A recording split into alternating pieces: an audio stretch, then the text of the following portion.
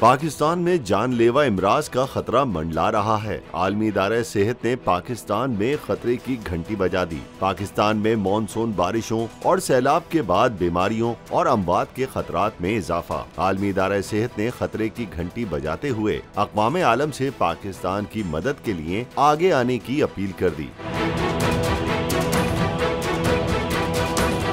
Director WHO doctor Tedros ने कहा है कि पाकिस्तान को मौसमियाती तब्दीली के बायस सैलाब की तबाहकारियों के बाद बीमारियों से अमवात की सूरत में नई आफत का सामना है। WHO $10 मिलियन के बाद इमदाद के लिए नई अपील जारी करेगा। दुनिया भर के अतियात देने वालों से जिंदगियां बचाने के लिए दिल खोल कर इमदाद की गुजारिश है।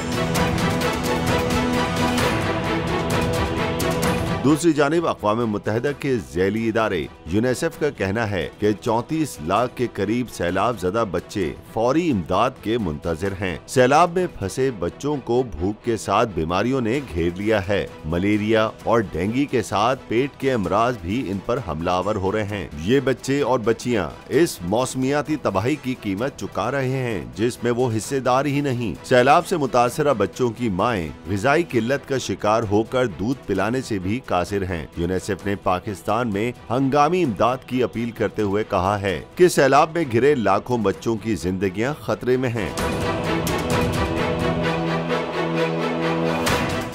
मैं हूं इमरान रियाज खान। अब आप मुझे देख पाएंगे सिर्फ बोल न्यूज़।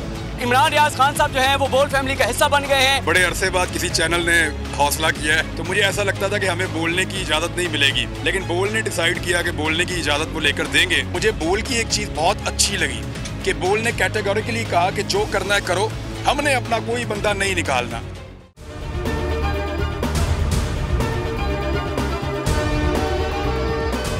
सबसे ज्यादा व्यूज, सबसे ज्यादा रील्स और सबसे ज्यादा रेटिंग के साथ बोल अब भी नंबर 1 पोजीशन पर बरकरार। सब्सक्राइब करें और बेल दबाएं ताकि कोई खबर रह न जाए।